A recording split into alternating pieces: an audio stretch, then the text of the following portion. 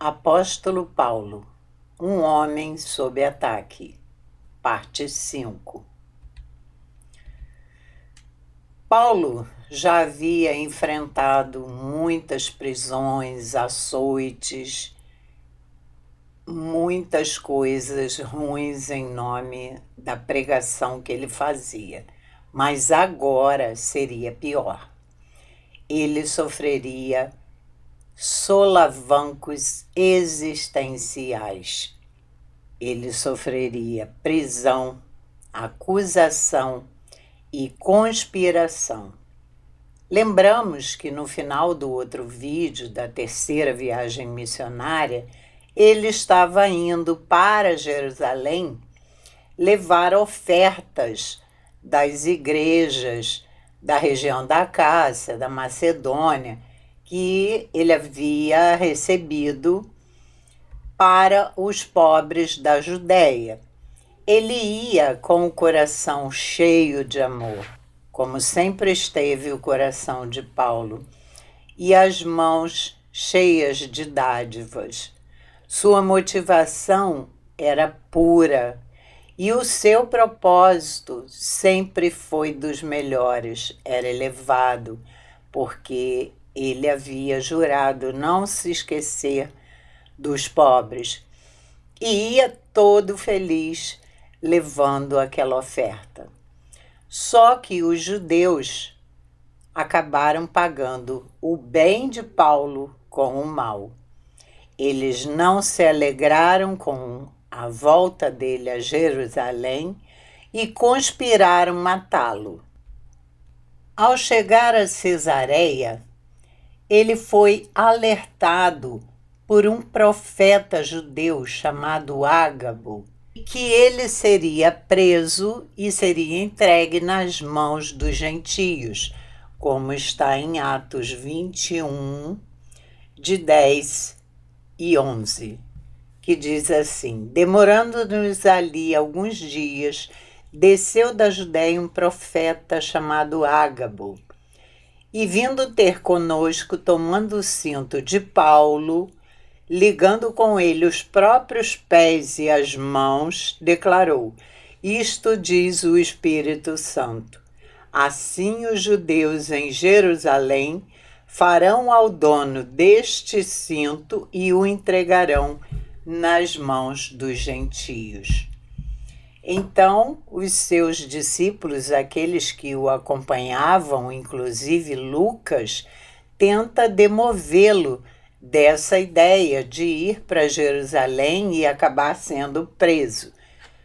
Mas nós vemos em Atos 21, versículo 13, o seguinte: então ele respondeu: que fazeis chorando e quebrantando o meu coração? Pois estou pronto não só para ser preso, mas até para morrer em Jerusalém pelo nome do Senhor Jesus. E com essa resposta, vendo a firmeza de Paulo, a fé que ele tinha, os irmãos acabaram se conformando e partiram de Cesareia para Jerusalém, para ir com Paulo levar as ofertas. Ao chegar em Jerusalém, eles foram recebidos com alegria pelos apóstolos, pelos discípulos, pelos que criam no Senhor Jesus, né?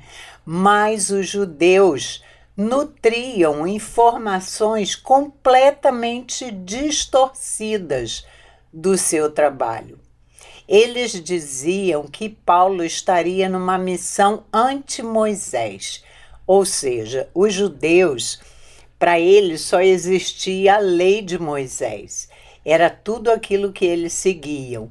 E com o cristianismo, quando o Senhor Jesus veio à Terra, ele mudou todo esse padrão, porque a lei era apenas para mostrar o pecado, mas ela não tirava o pecado e ninguém conseguia ser salvo cumprindo a lei. Ninguém conseguia cumprir a lei toda. O único que conseguiu foi Jesus Cristo. Então, eles diziam que Paulo estava ensinando coisas que a lei de Moisés não salvava ninguém. E diziam que ele estava pervertendo as leis e os costumes do povo. Isso está em Atos 21, dos versículos 18 a 26. Então os judeus alvoroçaram a cidade e agarraram Paulo. Em Atos 21, 28. Paulo foi arrastado porque eles queriam matá-lo. Ele foi espancado até que surgiu o comandante e o colocou sob custódia, como vemos em Atos 21, de 29 a 33. Mas ainda assim, Paulo quis falar ao povo, pediu ao comandante que o deixasse falar, como está em Atos 21, dos versículos 34 a 40.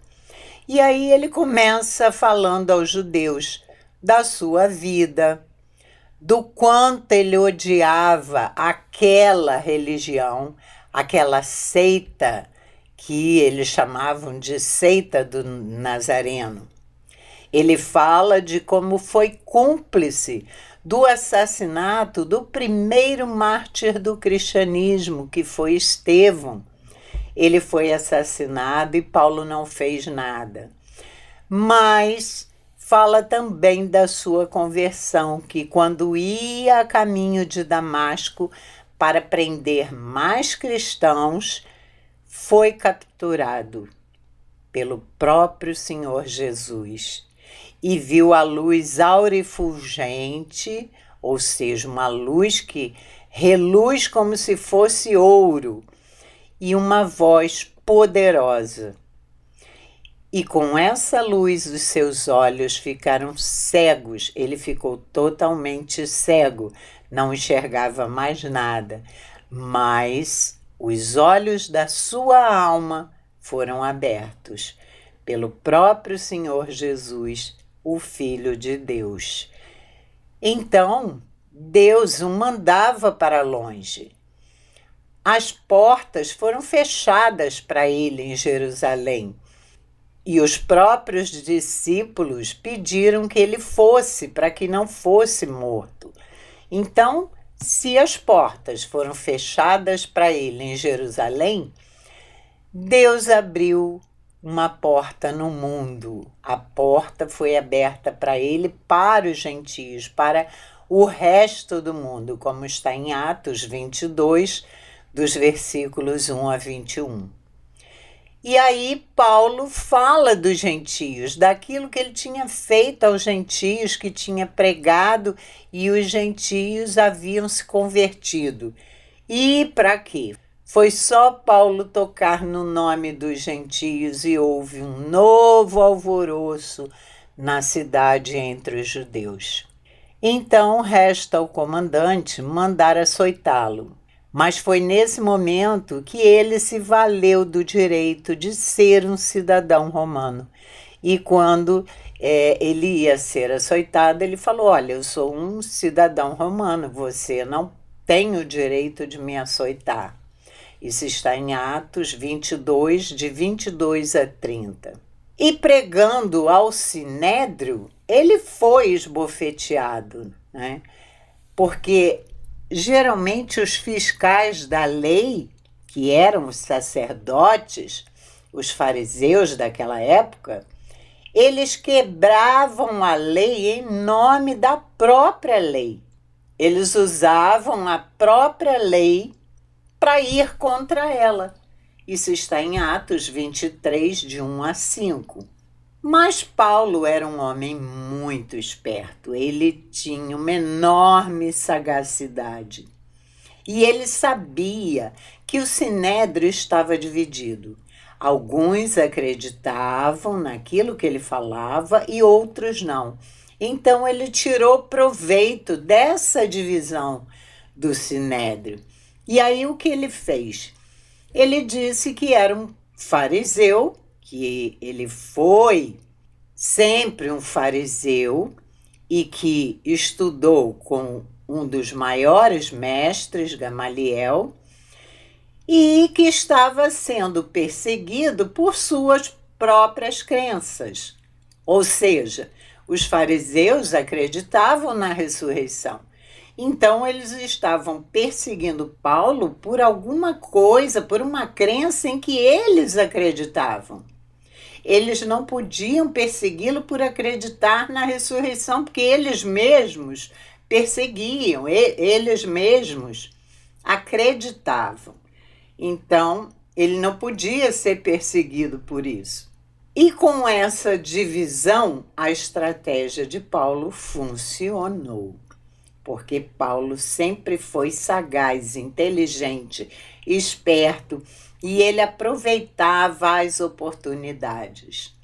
Paulo era um homem fiel, de muita fé e guiado pelo Espírito Santo. E aí o comandante recolhe Paulo até a fortaleza, deixa ele preso. E 40 judeus juram Paulo de morte. Isso está em Atos 23, de 12 a 15. Eles queriam Paulo morto de qualquer jeito. Então, na noite seguinte, o Senhor apareceu para Paulo. Em Atos 23, 11, diz assim: Na noite seguinte, o Senhor, pondo-se ao lado dele, disse: Coragem, pois do modo por que deste testemunha a meu respeito em Jerusalém, assim importa que também o faças em Roma. Ou seja, o Senhor apareceu para ele dizendo que queria que ele desse o mesmo testemunho em Roma. Mas os judeus fizeram um pacto, que não comeriam nem beberiam e que seriam malditos, seriam amaldiçoados enquanto não matassem Paulo. Esse pacto foi selado pelos principais sacerdotes. E a gente pode ver a que ponto chega a maldade do homem de se amaldiçoar, não comer, não beber e se tornar maldito enquanto aquela pessoa não morrer.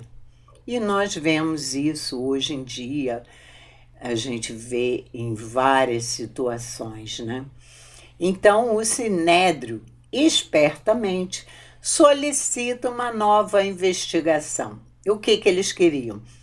Que o comandante mandasse Paulo novamente para o Sinédrio. Só que antes da reunião no Sinédrio, quando ele fosse mandado para lá, ele seria atacado e morto. Isso está em Atos 23, de 12 a 15.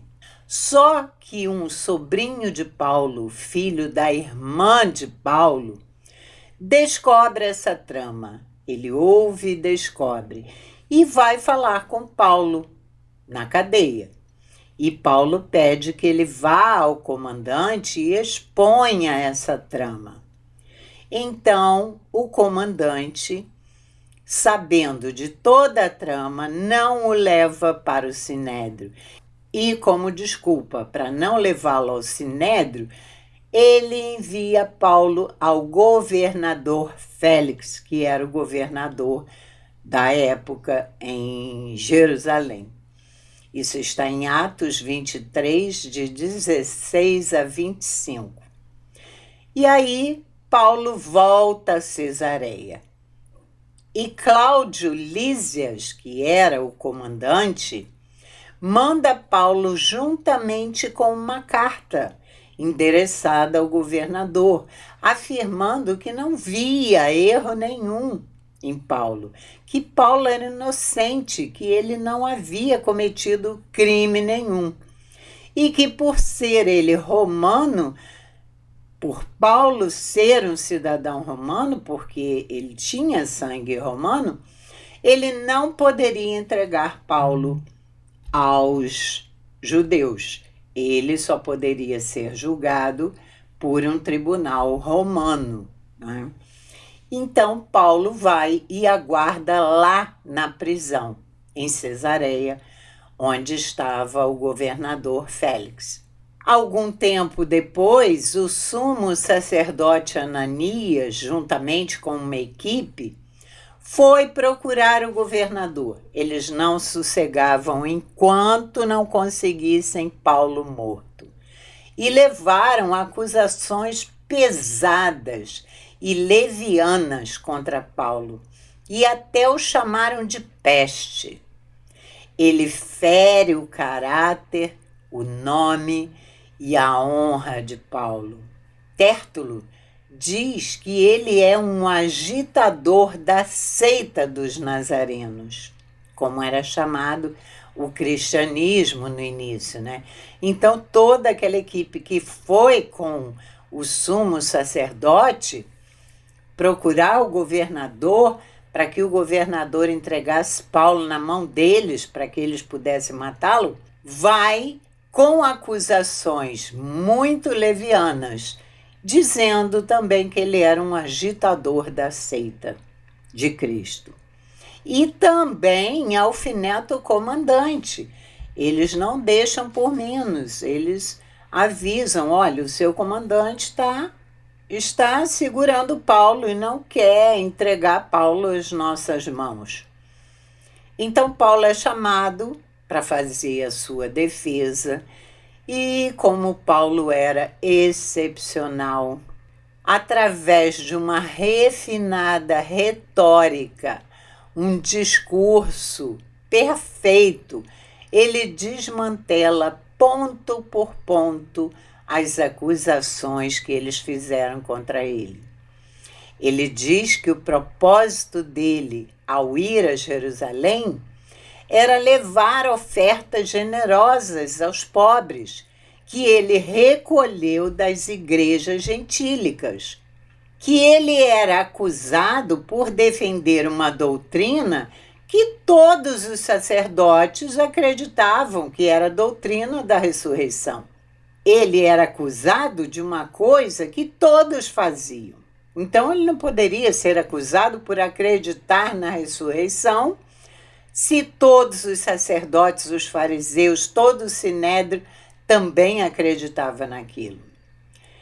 E ao falar dessas coisas, ele chama a atenção do governador Félix, que passou a querer ouvir mais sobre a religião do caminho, como era chamada, ou religião do caminho, ou a seita do Nazareno, enfim, era o cristianismo.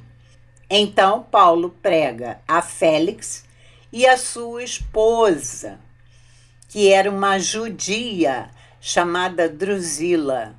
Ele prega, conta toda a sua história, fala de Jesus, fala da sua conversão, faz tudo novamente, prega do início, dizendo que o Senhor Jesus é o Messias, que foi morto e ressuscitou. Mas o governador se fecha totalmente para Deus. E ele fica interessado em suborno, porque ele sabe que Paulo veio com muito dinheiro, né, para os pobres da Judéia. Então, Félix, para fazer um favor aos judeus, mantém Paulo preso. E ele fica preso por 2 anos. Então, a justiça foi negada em Jerusalém para Paulo e também em Cesareia. Ele não teve justiça nem em Jerusalém, nem em Cesareia. Para os judeus, a morte de Paulo era por questões religiosas. Eles não aceitavam as novas ideias que Paulo havia colocado, e principalmente por pregar os gentios que eles odiavam. E a morte de Paulo para os romanos seria por questões políticas e financeiras. Politicamente, porque ele dava trabalho com essas insurreições dos judeus, e financeira, porque provavelmente Paulo não deu o dinheiro que Félix queria.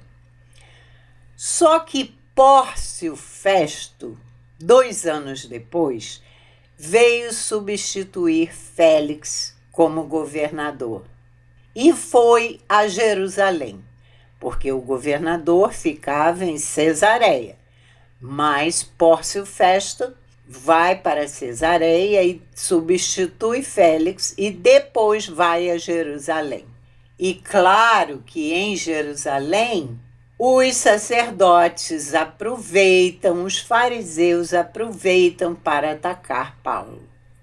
Novamente, colocam novamente sobre ele todos os julgos, todas aquelas acusações insensatas, porque na verdade eles não desistem.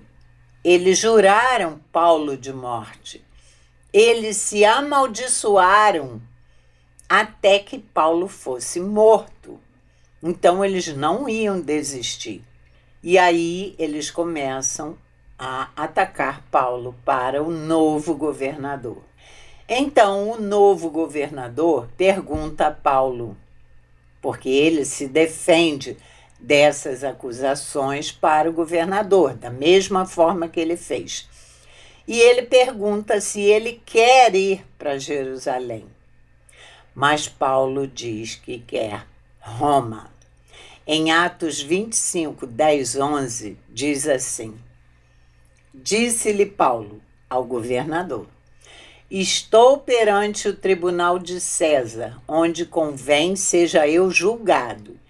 Nenhum agravo pratiquei contra os judeus, como tu muito bem sabes. Caso, pois, tenha eu praticado algum mal ou crime digno de morte, estou pronto para morrer.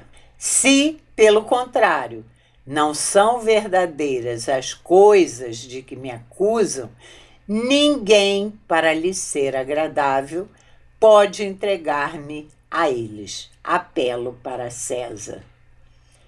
Paulo sabia dos direitos dele, que como cidadão romano ele só poderia ser julgado por um tribunal romano e não seria entregue aos judeus. Então, ele pede para ir para Roma, né?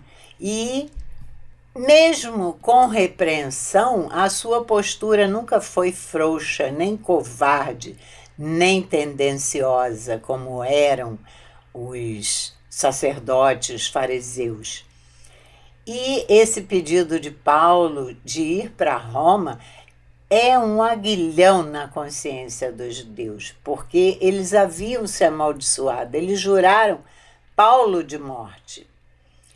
E Paulo estava pronto para morrer, sim, mas por Cristo, não por homens, não pelos homens que iam contra ele.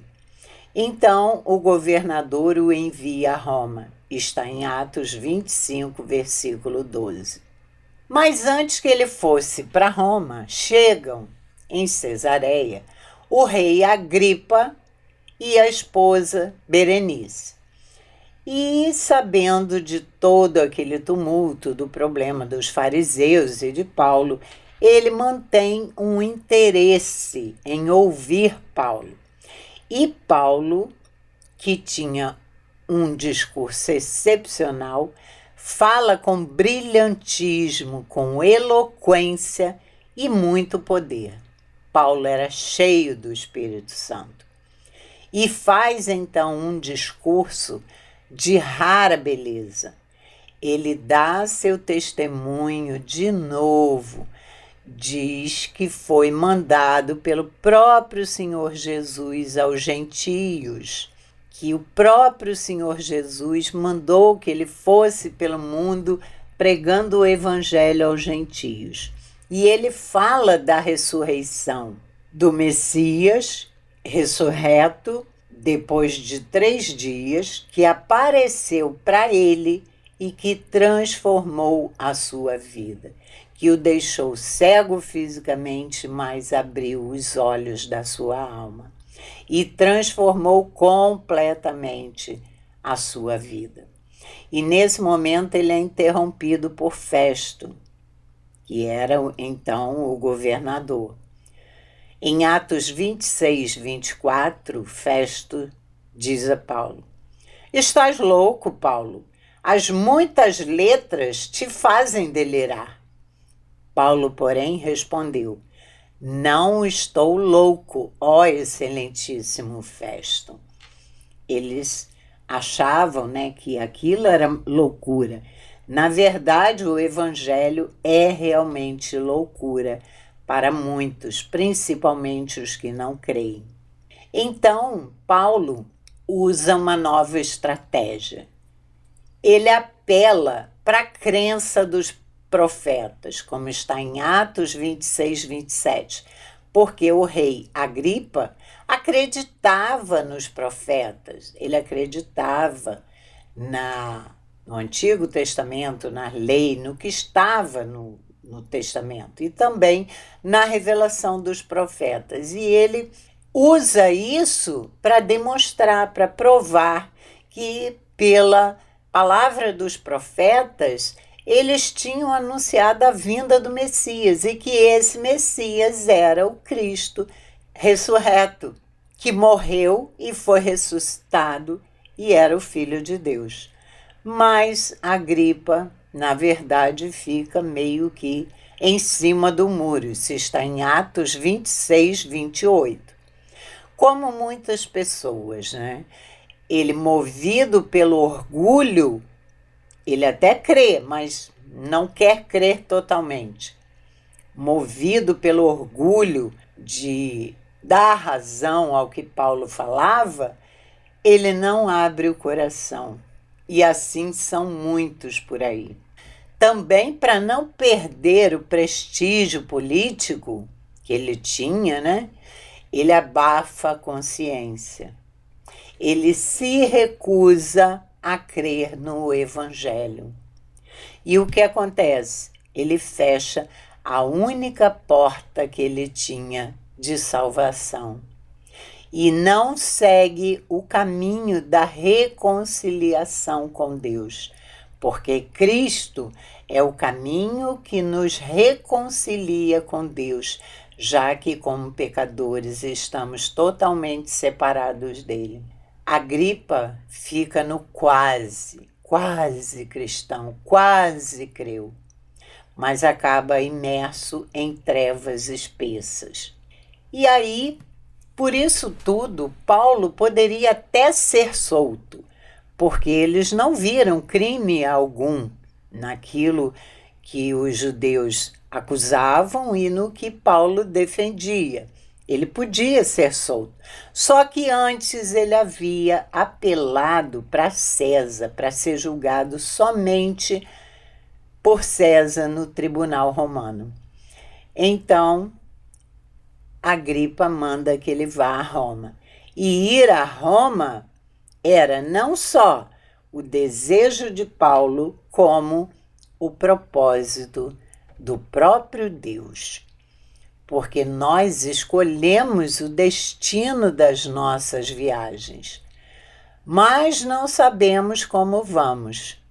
Nós não garantimos a sua execução. A gente quer ir para um lugar, não sabemos se vamos chegar e como chegaremos. Porque nós fazemos planos, A palavra diz que o homem faz planos, mas a resposta é do Senhor. Então, Paulo chega finalmente a Roma, depois de muita coisa, preso, mas somente depois de um naufrágio, em que todos perdem tudo, que nós vamos ver. O livro O Peregrino nos mostra a caminhada de um cristão ao paraíso, como se fosse uma viagem. É um livro muito bonito, em que o cristão viaja encontrando caminhos de espinhos, despenhadeiros, desertos. E mesmo fazendo a vontade de Deus, porque Paulo ali fazia o que Deus queria, que ele fosse para Roma. Essa era a vontade de Deus e esse era o propósito dele. Mas mesmo fazendo a vontade de Deus, ele enfrentou tempestade, literalmente. Quando a tempestade vem, não quer dizer que estamos indo na contramão de Deus. Tem pessoas que acham que quando vêm as tribulações é porque estamos contra Deus e Deus nos manda a tribulação. Nem sempre é assim. Paulo era totalmente devotado a Deus e ao Senhor Jesus. E sempre fez a vontade dele, estava fazendo a vontade dele.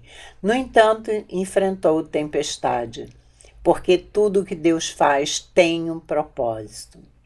Às vezes, os nossos olhos estão embaçados, nós não podemos enxergar, mas temos que ter fé que Deus está nos guiando. Por quê?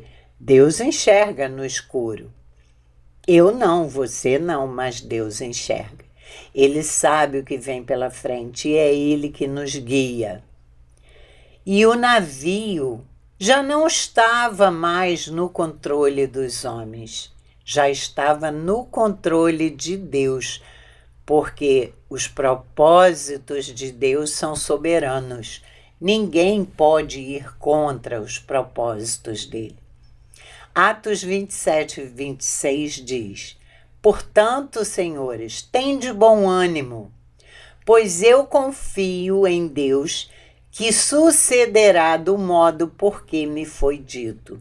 Porém, é necessário que vamos dar a uma ilha. Paulo pede a eles que tenham ânimo, porque ele sabia já do propósito de Deus, ele já tinha sido avisado. Então, Paulo nos mostra algumas verdades muito importantes. Primeiro, quando há tempestades não literais, pode ser literais ou tribulações, devemos estar atentos aos sinais de Deus. Isso está em Atos 27, dos versículos 9 a 20. Quando nós desobedecemos aos propósitos, aos sinais de Deus, aquilo que Ele nos mostra, nós entramos sempre em rota de colisão e sempre haverá algum problema. Então, nós temos a advertência, uma viagem tranquila, mas que depois surgiram ventos contrários. Atos 27, 10 diz: Senhores, vejo que a viagem vai ser trabalhosa. É Paulo falando com a tripulação, né? A viagem vai ser trabalhosa, com dano e muito prejuízo, não só da carga e do navio, mas também da nossa vida. Ou seja, Paulo adverte as pessoas, é advertência. Ele conhecia os planos do Senhor e ele adverte. E os acidentes sempre ocorrem quando nós transgredimos alguma lei.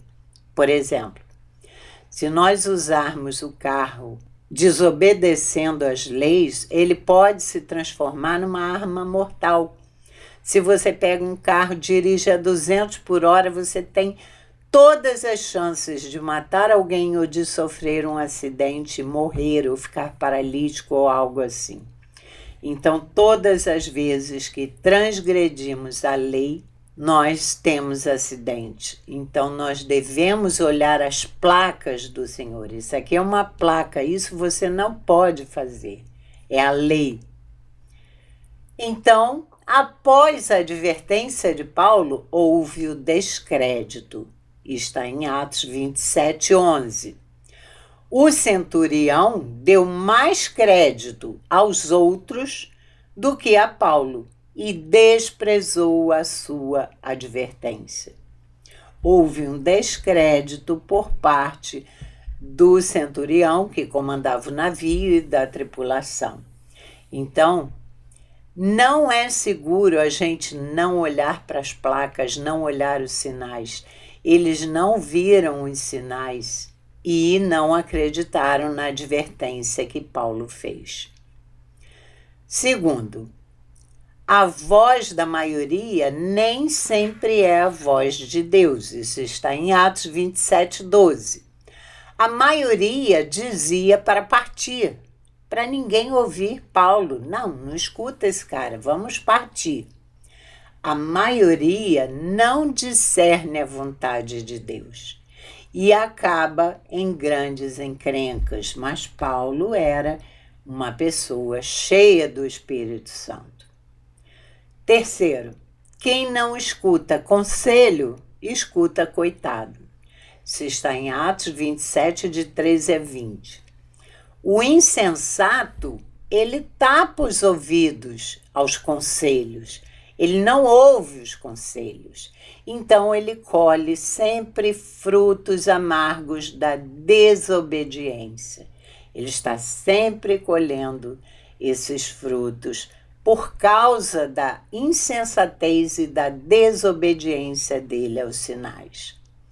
E aí Paulo nos apresenta 5 resultados. Primeiro, uma aparente segurança, que está em Atos 27:13. Saíram de Creta. Eles pararam no meio do caminho e saíram de Creta. Então, o mar estava calmo. Era uma segurança aparente, ninguém sabia o que poderia acontecer. E aí eles disseram, Paulo parecia errado, porque eles saíram primeiramente de Cesareia e pararam em outros portos. Enfrentaram ventos contrários. E aí Paulo avisa, não vão seguir viagem, porque vocês terão prejuízos, terão perdas. Eles não ouviram. E aí tiveram que parar em Creta. Quando eles saíram de Creta, eles pensaram, bom, o mar está calmo, então podemos ir. Paulo está errado, porque o mar se acalmou, né? Depois dessa aparente segurança vem o perigo, que está em Atos 27:14. Surgiu no mar um tufão e houve uma crise no navio, porque eles não viram as placas de Deus, os avisos de Deus através de Paulo. E aí, com o tufão, a crise foi aumentando e tudo virou, a viagem virou de cabeça para baixo. Depois vem a impotência. Em Atos 27:15. A fúria daqueles ventos era tão forte que o navio não obedecia mais o comando. O leme já não estava na mão dos homens, mas nas mãos de Deus. Ele estava guiando. Aí, depois da impotência, vem o prejuízo, né? Que está em Atos 27, 18 e 19. Eles tiveram que jogar os bens dele no mar para poder salvar suas vidas, porque o navio vinha virando e enchendo de água e quase afundando. Então, o que eles fizeram para tirar aquela carga pesada, eles tiveram que jogar muita coisa no mar. Bom, vamos perder essas coisas no mar, mas salvamos as vidas, né? Então, houve, como Paulo disse, prejuízos e perdas financeiras. Por quê? Simplesmente por causa da desobediência. E aí, após o prejuízo, veio a desesperança, que está em Atos 27 e 20.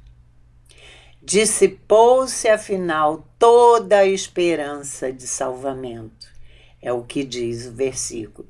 A morte parecia inevitável. Eles já não tinham mais esperança de serem salvos, de se salvar, de manter o navio. Eles já achavam que ia morrer, que era o fim da linha, e entraram totalmente em desespero. Quarto, quando há uma tempestade, Nós devemos olhar para Deus e não para as circunstâncias, como está em Atos 27, de 21 a 44. Houve um desânimo total. Esse desânimo foi epidêmico. Pegou todos os tripulantes do navio. Todos achavam que iam morrer. Nós podemos nos lembrar do episódio dos 10 espias que levaram a nação de Israel ao fracasso no deserto. Podemos lembrar que Moisés mandou 12 espias para ver a terra prometida. Dos 12, Josué e Caleb viram coisas maravilhosas, viram árvores, viram campos, viram rios, mas os outros 10 voltaram desanimados, falando com o povo: não, nós não vamos conseguir, aquela terra tem muitos gigantes e nós não vamos conseguir derrotar aquele povo e vamos acabar morrendo. Ou seja, 10 já se sentiam fracassados. Se Josué e Caleb tivessem falado primeiro, eles não tinham falado dos gigantes, eles iam falar das coisas belas, das coisas boas, e iam incentivar o povo. Então, os 10 olharam para as circunstâncias, mas Josué e Caleb não. Eles olharam para Deus e para a promessa que Deus havia feito ao povo. 5. Quando há tempestade, nós devemos encorajar as pessoas. Isso está em Atos 27, versículos 21 e 22. Paulo se posicionou como um agente da vida. Ele podia ter dito: tá vendo? É bem feito, eu avisei, eu falei que isso ia acontecer, e ficar ali pisando nos que já estavam desesperados, caídos, com medo da morte. É fácil a gente atar um fardo àquele que já está derrotado. A pessoa está derrotada e mesmo assim colocamos sobre ela um fardo. Você devia ter ouvido e ficar martelando naquilo. Mas Paulo não fez isso. Ele procurou mudar aquela crise. Porque quando há tempestade, não devemos procurar culpados. Ah, a culpa foi sua que não ouviu Paulo. Não, a gente não deve. Ou o próprio Paulo: viu, vocês são culpados porque não me ouviram. Paulo jamais faria isso. Então, não procure culpados, mas ache solução. Busque pela solução. 6.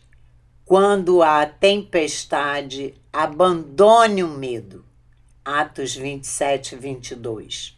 Paulo era tomado de muita fé. Era um homem que vivia guiado pelo Espírito Santo.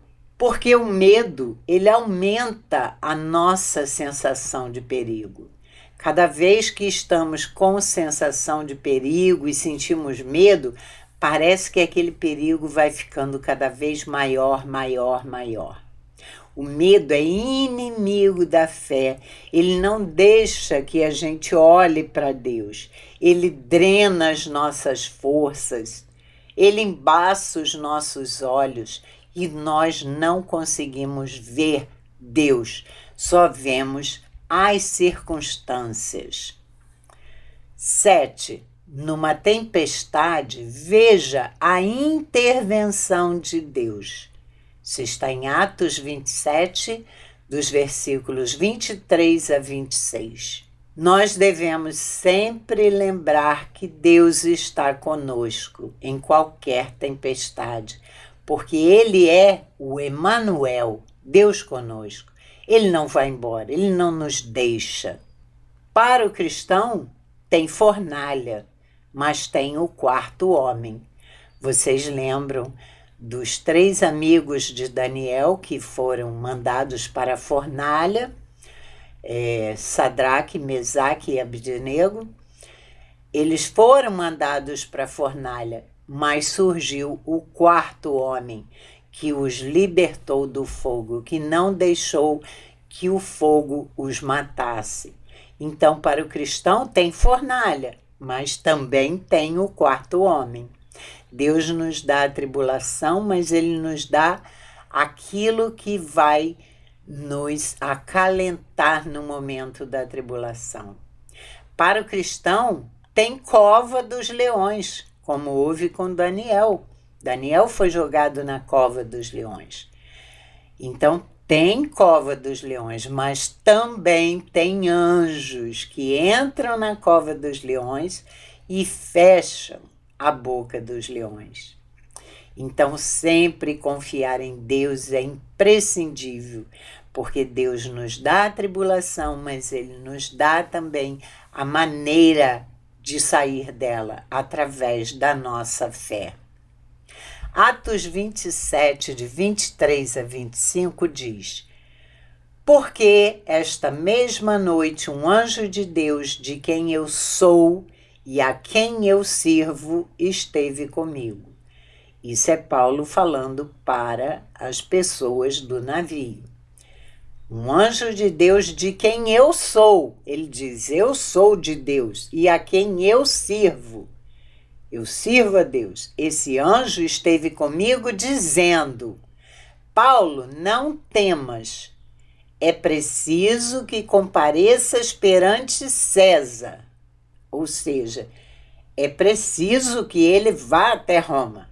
E eis que Deus, por sua graça, te deu todos quantos navegam contigo.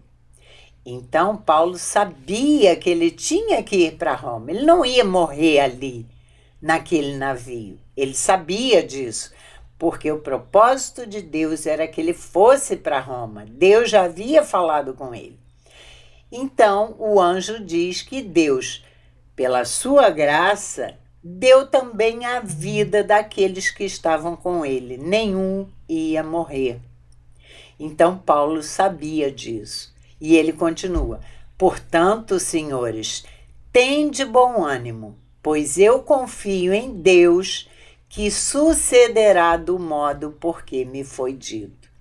Paulo tinha certeza de que o que Deus havia falado iria acontecer. 8. Nas tempestades, nós devemos lançar as nossas âncoras. Isso está em Atos 27 e 29. Que âncoras? Primeiro, a âncora da fé, porque nós sabemos que Deus está no controle. Temos que ter fé e saber que é Deus que controla a nossa vida. Que Ele ainda não completou a obra em sua vida. E era isso que Paulo falava e sabia. Ele sabia que ele tinha que ir a Roma. Então, a obra de Paulo ainda não estava completa. Ele tinha que ir para Roma. Aconteceu um caso de uma senhora Edmeia do Morro Santa Marta, no Rio de Janeiro, que fazia um trabalho comunitário muito bonito com as crianças, com os carentes daquele local. E ela tinha um barraquinho onde ela aceitava aquelas crianças e fazia o trabalho dela. Só que veio um temporal e derrubou o barraco. Então ela, perguntando a Deus, Senhor, por que derrubou o meu barraco? Logo eu que faço a tua obra. E ela ouviu do Senhor, como eu posso construir um prédio de 3 andares em cima daquele barraco? Eu tenho que derrubar primeiro o barraco. E assim foi feito. E ela construiu um prédio de 3 andares, porque Deus levanta prédios dos nossos escombros. Deus é exatamente isso. Dos nossos escombros, Ele consegue levantar prédios. A outra âncora que devemos lançar no momento de tribulação, de tempestade, é a âncora da esperança. Devemos lançar a âncora tendo esperança de que tudo vai dar certo. Lançar essa âncora da esperança quando tudo está bem é muito fácil. A gente imaginar, não, tudo vai dar certo, tá tudo bem, vai dar tudo certo. Agora, o difícil é a gente esperar em Deus quando está dando tudo errado. Aí é que a gente fica ansioso, a gente fica desesperado e começa a desesperar e se afastar de Deus e diminuir a nossa fé. Então, essa âncora da esperança tem que ser lançada exatamente quando tudo dá errado. É nesse momento que a gente tem que ter esperança de que as tribulações vão passar, que elas não duram para sempre e que Deus está no controle. Se aquilo está acontecendo, é por vontade e propósito dele. Abraão creu na promessa de Deus, que disse que ele seria pai de multidões. Ele esperou em Deus e esperou muitos anos, porque ele não tinha filhos. Como ele poderia ser pai de multidões? Sua mulher era estéril, Sara era estéril, mas ele esperou em Deus. E um dia, no momento certo, Sara teve filho e foi aquele que iniciou a descendência de Abraão. Então, Abraão esperou em Deus, lançou a âncora da esperança. Também temos a âncora da oração, porque os recursos que Deus tem são ilimitados. Ele pode fazer tudo, ele é o Todo-Poderoso.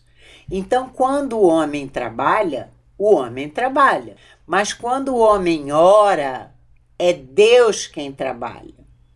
É Ele quem trabalha por nós. Então, devemos orar sempre para que aquelas trevas se dissipem. Orar para que o dia amanheça, porque a palavra de Deus diz que a noite pode ser feia, mas a alegria vem pela manhã. Então, por isso, devemos orar para o dia romper. Não o dia, literalmente falando, o dia romper, a alegria voltar, a tribulação acabar. Devemos sempre orar. E assim foi feito. Amanheceu, e quando amanheceu, eles chegaram a uma ilha, a ilha de Malta. Existe também a âncora da certeza.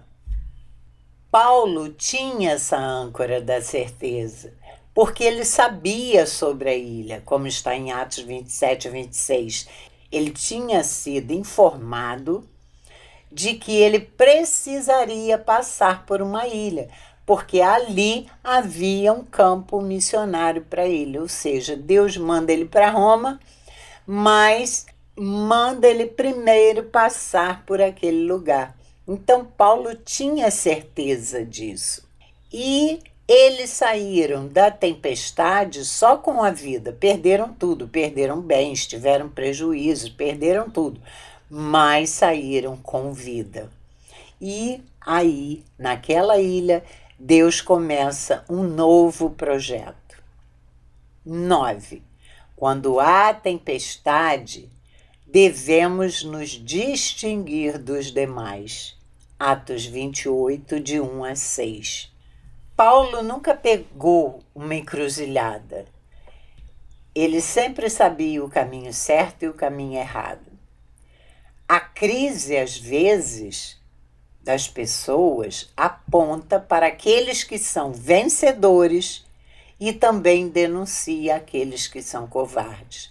Quando há uma crise, aqueles que perseveram na fé, na certeza, confiam no Senhor, esses serão os vencedores.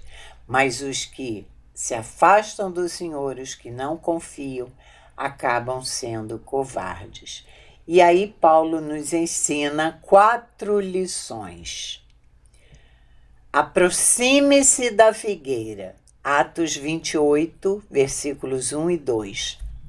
Quando eles chegaram em Malta, eles acenderam fogueiras, né, para aquecer do frio. Nesses momentos, nós não devemos perder o ânimo e não nos fecharmos para a luz. Devemos estar próximos da luz, da fogueira, porque nós temos lutas e não é uma só, é uma atrás da outra, como se fosse uma escada, acaba uma, vem outra. E nós vamos subindo de fé em fé, de glória em glória, porque esse é o processo do cristão, de ir subindo. Nós devemos estar com o coração aquecido pela nossa devoção ao Senhor. Nós devemos nos aproximar da fogueira, da luz de Cristo. Paulo já sabia que tinha que passar por aquela ilha, porque ali havia um campo missionário. Ele já sabia disso. Então, ele estava aquecido pela devoção. Ele estava perto da luz. Em segundo lugar, alimente a fogueira. Atos 28, 3. Eles estavam lá, fizeram a fogueira para se aquecer, mas ninguém lembrou de alimentar o fogo. Paulo é que levantou e foi catar gravetos para colocar na fogueira para que o fogo durasse mais tempo.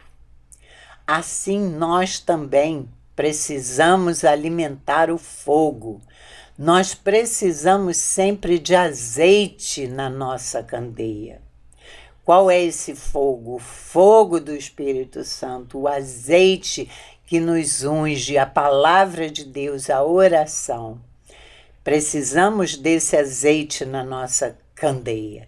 Precisamos alimentar a chama que nos aquece. E a chama que nos aquece é a luz de Cristo. Cuidado com as víboras. Está em Atos 28, 3. E é justamente nesse momento que você busca se aquecer, como fez Paulo, ele foi buscar gravetos para aumentar o fogo, para se aquecer. A víbora grudou na sua mão. E assim é conosco, quando a gente busca o aquecimento, a luz de Cristo, quando a gente busca estar mais perto de Deus, a serpente vem, sempre, para nos atormentar. Aproxime-se da fogueira. Está em Atos 28, 1, 2. Os malteses, aqueles que viviam, na ilha de Malta, eles achavam que Paulo era um assassino. Porque eles viram a víbora que grudou na mão dele e ele não morreu. Eles viram que Paulo não morria. Então, eles disseram, esse homem deve ser um assassino, porque nem a morte o quer, de tão ruim que ele é. E aí, isso tudo, ao ser chamado de assassino, isso trouxe a lembrança do passado de Paulo. O mal vem lembrar você do seu passado. A serpente vem sempre te lembrar das coisas erradas que você fez. Ele é o acusador, ele vem te destruir, minar a sua fé. Então, ele sempre vai te lembrar do seu passado.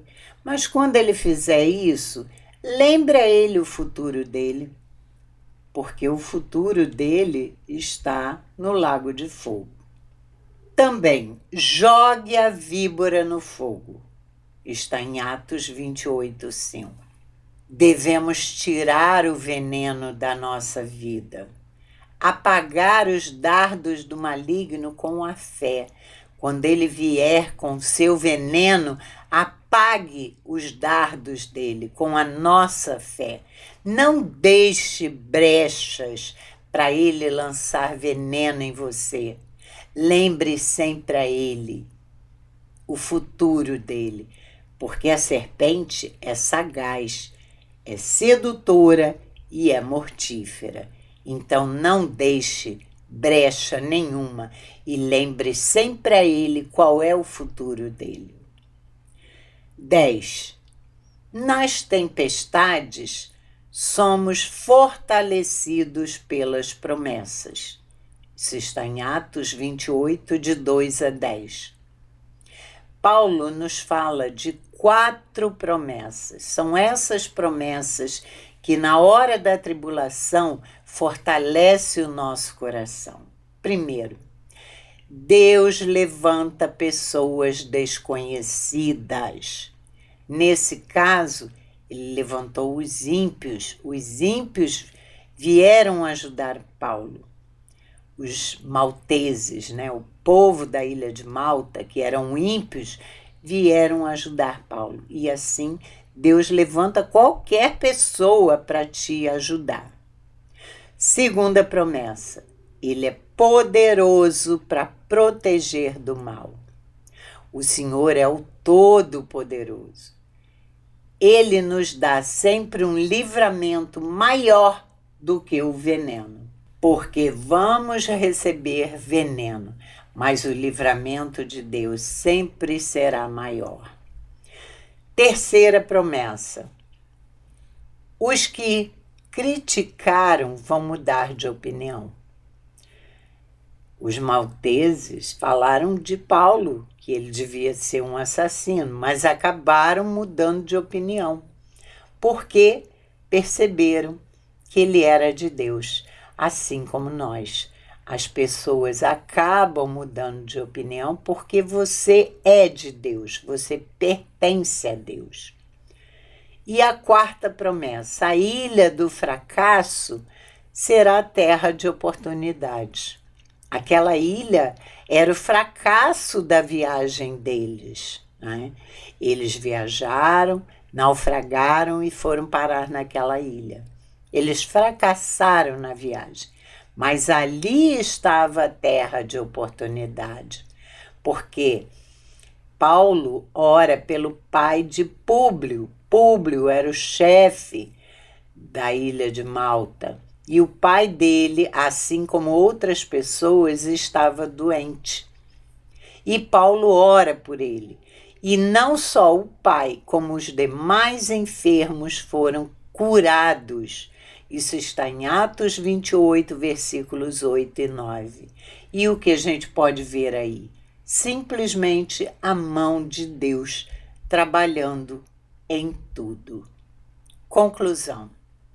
Podemos perceber que a ilha de Malta, na viagem de Paulo, fazia parte dos planos de Deus. Deus já havia preparado tudo, nada poderia mudar os planos dele.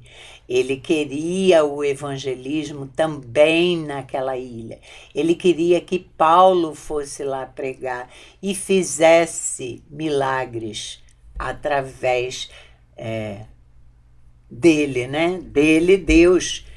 Paulo era um instrumento e isso estava nos planos de Deus, porque Deus te guia sempre para propósitos elevados, para coisas que você não pode imaginar. Deus te leva e você não sabe por que foi parar naquele caminho, mas lá na frente você vai ver que era o propósito de Deus. Quantas vezes aconteceu isso de você, às vezes, procurar uma pessoa, ou lembrar de uma pessoa, ou fazer alguma coisa, e depois você vê que aquilo tudo foi tramado por Deus para ajudar aquela pessoa. Então, era o propósito de Deus que você ajudasse. Isso acontece muito com os cristãos, porque nós sabemos que Deus tem os seus propósitos e usa qualquer jeito, qualquer forma para que eles sejam cumpridos. E quando nós vermos só trevas, escuridão, devemos lembrar que Deus enxerga no escuro. Nós não vemos depois da curva, mas Deus vê. Deus sabe, Ele sempre sabe o que Ele está fazendo. Tudo o que Ele faz há um propósito. E às vezes nós não enxergamos, estamos no escuro, não sabemos por que aquilo está acontecendo, por que temos que passar ou fazer aquilo, mas Deus sabe. Está nos planos dele. Ele te guia sempre para o centro da sua soberana vontade. Tudo o que Ele deseja, Ele vai te guiar para lá, para que a vontade dele seja cumprida, seja realizada. Quando há uma dificuldade para você, às vezes passamos por momentos que há dificuldade para nós, há problemas para nós, mas é justamente nesses momentos de dificuldade, de problemas, de tribulações, que Deus está nos dando alguma oportunidade, e é uma oportunidade para Ele, ou de te mudar, ou de ajudar outra pessoa, mas sempre há um propósito em tudo que Deus nos faz passar. Por isso, irmãos, glorifique ao Senhor, porque o Senhor é maravilhoso, é o Todo-Poderoso, Ele sabe o que faz, Ele tem os seus planos e os seus propósitos que jamais serão frustrados. E nós somos instrumentos na sua mão. Por isso Ele nos chamou para as obras, aquilo que vai completar a sua soberana vontade. Então, sempre glorifique ao Senhor. Então, aqui terminamos mais uma fase, ainda temos outras pela frente, e eu espero que esse vídeo ajude a vocês a compreender melhor a trajetória de Paulo, esse apóstolo excepcional. Até a próxima.